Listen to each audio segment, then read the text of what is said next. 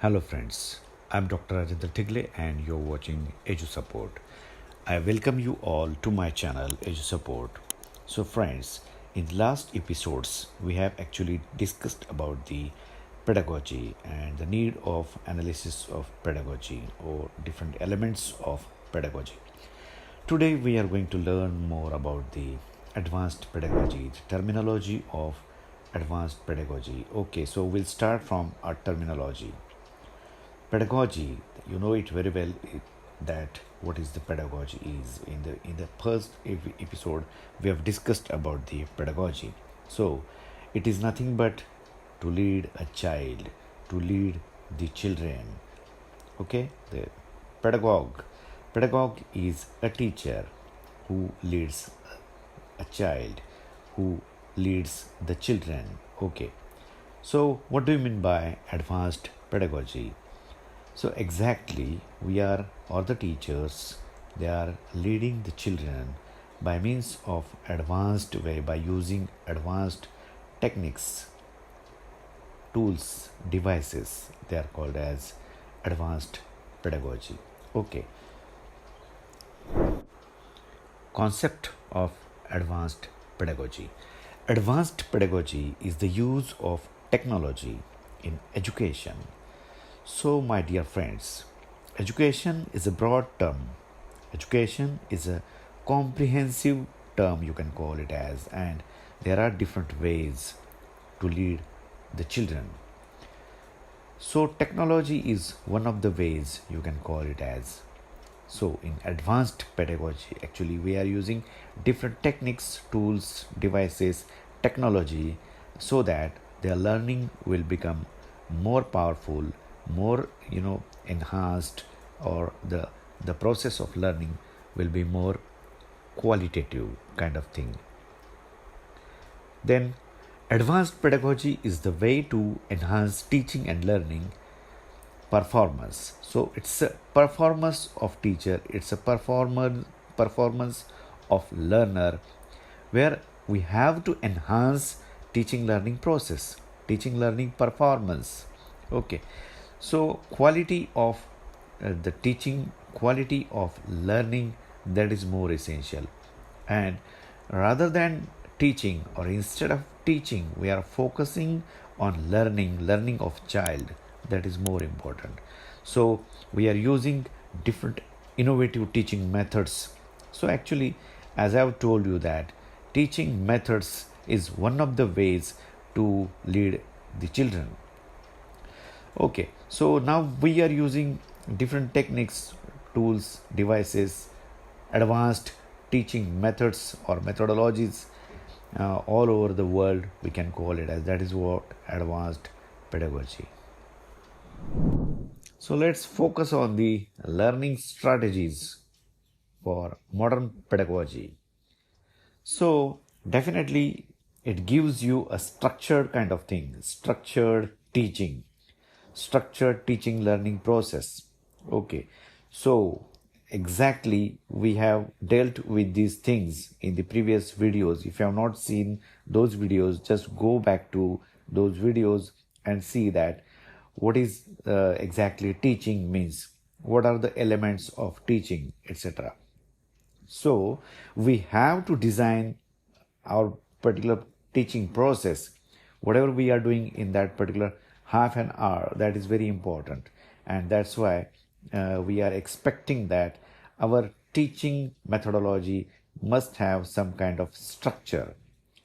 For example, we are using some kinds of steps, some phases are there. For example, in case of Philip Jackson model, actually we have discussed all those things in different manner in the different workshops and all.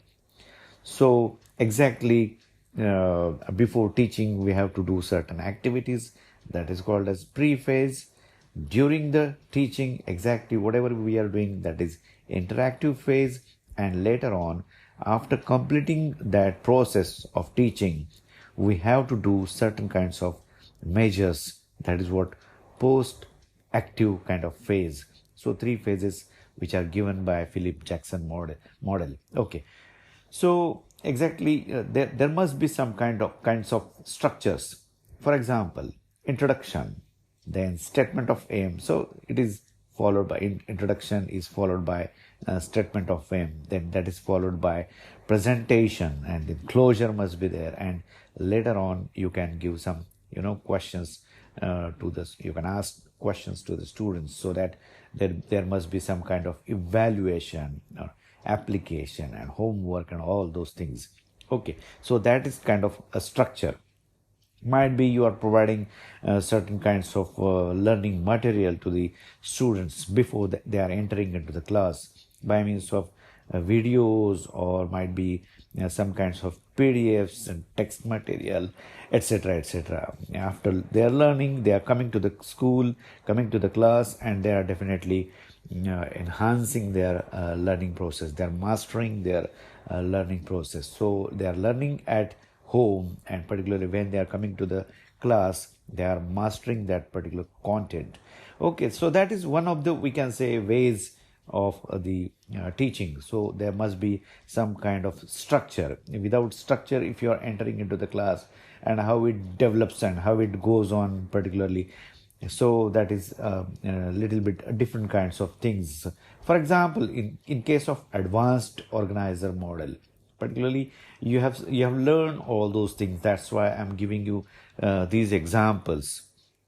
Okay, so in advanced organizer model, we have organized the content, and we are providing them before starting our lesson. That's why we are called it as the advanced organizer model. Okay, so in advance we are providing them information, giving them a kind of structured way. So we have constructed knowledge, we have analyzed it, we have put it in different format.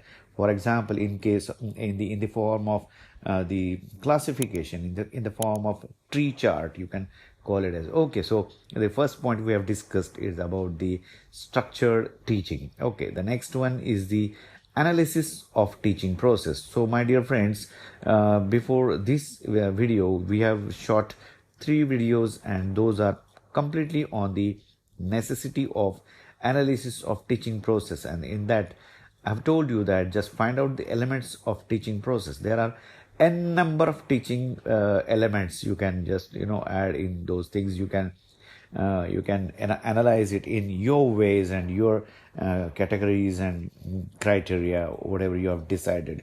Particularly, for example, most of the time we are just focusing on skills. Some teachers, they are focusing on methods. Some teachers, they are more focusing on content and all. So all these things, all these aspects are very, very essential. For example, you have to analyze the children. You have to find out the teaching styles of children. So you're focusing on the psychology of students. Okay, so might be that is one of the areas you can call it as. Then if the teacher is the dominant one, dominating the class at that time, particularly what are the characteristics of that dominant teacher, or what are the features of that dominant teacher, what is his style particularly. So whether he is or she is autocratic kind of thing, or dictatorship kind of thing, or using teacher-centered methods and all, or whether he is laissez-faire, or might be a democratic one and all. So definitely you have to analyze all those things. Now definitely I'll not tell each and everything about those things, because we have already shot 3 videos on that particular topic. Next one is the organizing the learning experiences. Yes, my dear friends, once you have decided the objectives, once you have decided the content, then you have to give them some learning experiences. That is very essential, and you have to organize it in such a manner that might be you are giving them some certain kinds of knowledge in a chronological manner, chronological order, or might be you have analyzed it into difficulty level of that knowledge. So might be that is your organization, your chronology, your way of organizing the material, learning material as such. So different experiences you are giving. For example, you are using teaching aids, might be they are AV aids and all. Okay, so next one is the adaptive teaching. My dear friends, adaptive teaching is a very vast concept as such. But in short, I can tell you that the adaptive teaching is whether it is the when the teacher is taking care of all the children. It might be that is you can call it as an inclusive kind of technique, particularly inclusive kind of approach. And see, there is individual difference. Particularly you can find out various aspects or various characteristics or features of those children, and definitely you have to categorize it into, you have to classify them into, or definitely you have to take care of each and every student. That is most important. So might be it is a personalized kind of thing.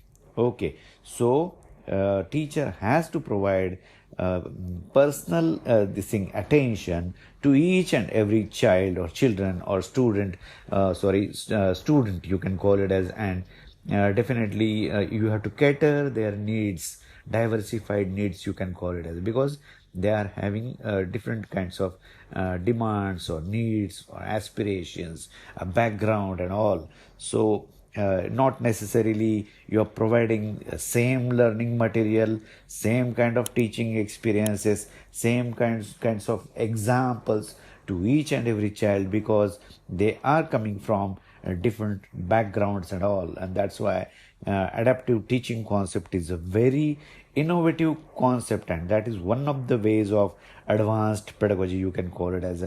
Now all over the world, the people are expecting that my child should get personal attention and all, so that the productivity of that child or the quality of learning particularly it enhances because of this adaptive teaching. Or if you're taking the need or care of their needs and all, so diversified needs. Okay, next one is the analytics of emotions. Yes, my dear friends, teaching learning process is definitely, it's not a mechanical kind of thing. We are dealing with the human beings, and see, these human beings are small kids before you or in front of you, and you have to take care of their emotions also. No doubt this content is definitely, if you are associating it with the emotions and all, then definitely they'll be able to associate it with in their memories. So content should be associated with the emotions and all. They are not merely the words. Words, only words, they don't have any meaning at all. Okay, so first thing is that you have to you have to associate that word with the meaning, with the emotions, feelings and all, so that they'll be able to memorize it properly. Then next one is the embodies learning.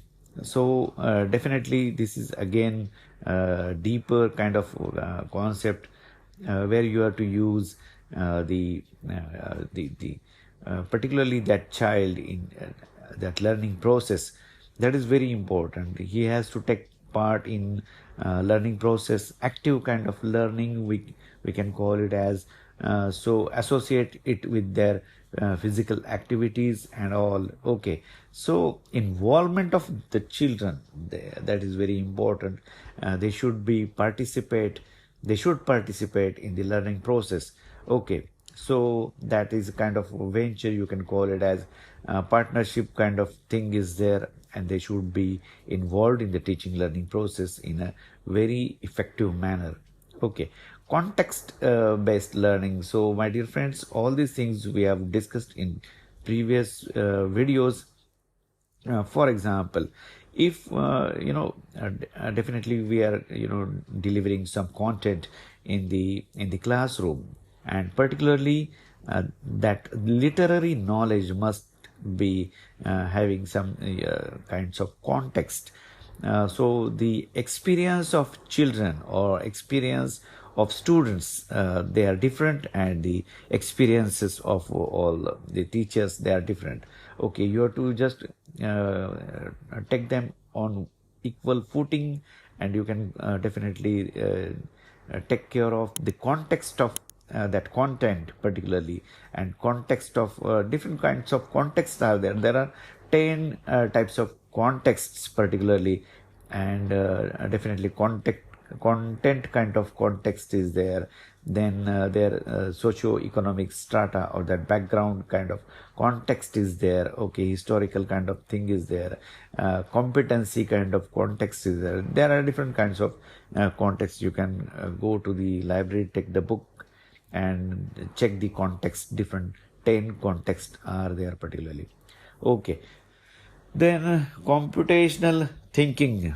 Okay, there are different kinds of thought processes. You have to think in that manner where you have to do some calculations. Okay, then what are the benefits of advanced pedagogy? My dear friends, actually we are cutting this discussion in a very short manner. Particularly, I don't want to along this particular video to more than 16 or 17 minutes. Okay, so in short, it increases critical thinking, yes, because in the previous kinds of traditional kinds of conventional kinds of teaching learning process, there is no any chance to the students to think on their own, and critically they should think in that manner.